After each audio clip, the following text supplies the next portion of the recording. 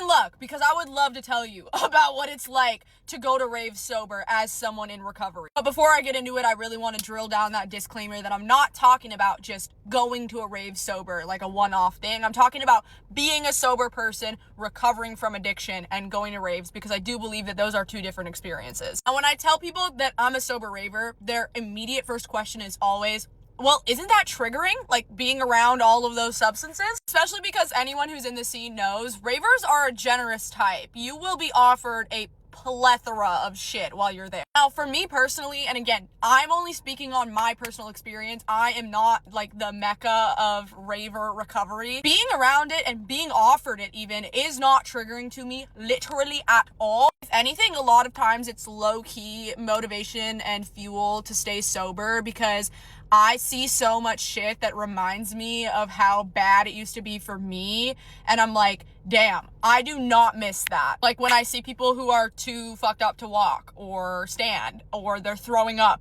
at like 6 p.m. So that part of it that everyone thinks would be triggering is not. However, raves and festivals are still really physically and energetically draining and overstimulating. And what I mean by that is it takes a lot out of me as a sober person to be around people who are fucked up. And I don't want this to come across the wrong way. I'm not against using substances. In fact, I think that there's a lot of substances that have a lot of great healing properties that, when used in moderation, can add to the human experience. And if you're someone who's capable of using things in moderation, by all means, knock yourself out. Unfortunately, I am not you, so I'm sober. But it's undeniable that we live in a time where raving has become much more mainstream, and it's drawn in a crowd of people who don't give a fuck about the music or the community or the scene. They're just there to get fucked up. And on top of that, the majority of festival organizers are greedy, corporate, capitalistic fucks who care more about lining their pockets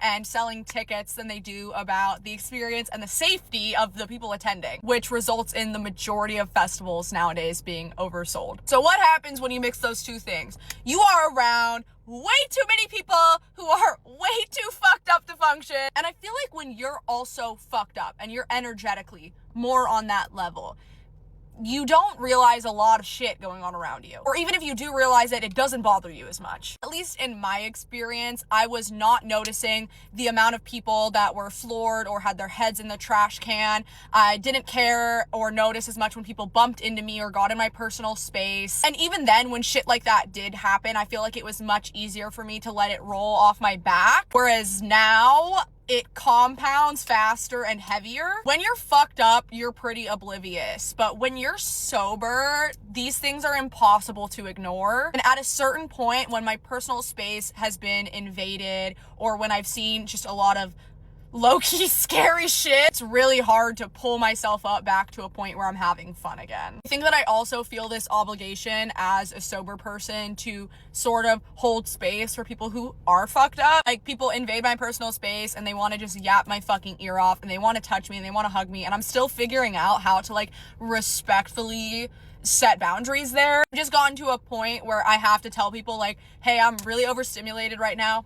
I'm gonna go fuck off. And I found that in my experience, I have the most fun sober raving when I'm also solo raving. Because when I am sober, my needs are impossible to ignore. And a lot of time, my needs are literally to move spots in the crowd or to sit down and take a break. I do that way more often now. Or get water, get food. And it's just so much easier for me to do that when I'm alone. Going back to the obligation part, I feel like when I'm in a group of people, especially if I'm the only sober one, I feel like things get thrown on my plate that I don't fucking want. Like, I'm sorry, I don't want to be in charge of taking care of you. I do not want to be responsible for anyone's fucking experience. That's not my job. You're an adult. If you want to choose to get fucked up, you know what comes with that, and you should be prepared to take care of yourself. I have the most fun when I'm only responsible for my experience, and I can give myself whatever I need to ensure that that experience is fun. And sometimes what that is leaving. Like, when I'm not having fun anymore, I leave. I leave early all the fucking time now, which is crazy because I used to be the bitch that would drag everyone to the afters. I was always the last one standing. I would party till the sun came up. I cannot do that anymore. I also cannot full send shit anymore or do back-to-back festival weekends because of how draining these things are for me. I need need so much more time to mentally prepare before and to mentally decompress after. And also just physically, I mentioned that earlier, but I didn't really get into it. Oh my God, it's so much harder physically when you're sober. I used to make this joke all the time. People would be like, how do you wear the platforms? Don't they hurt your feet? And I'd be like, I just take,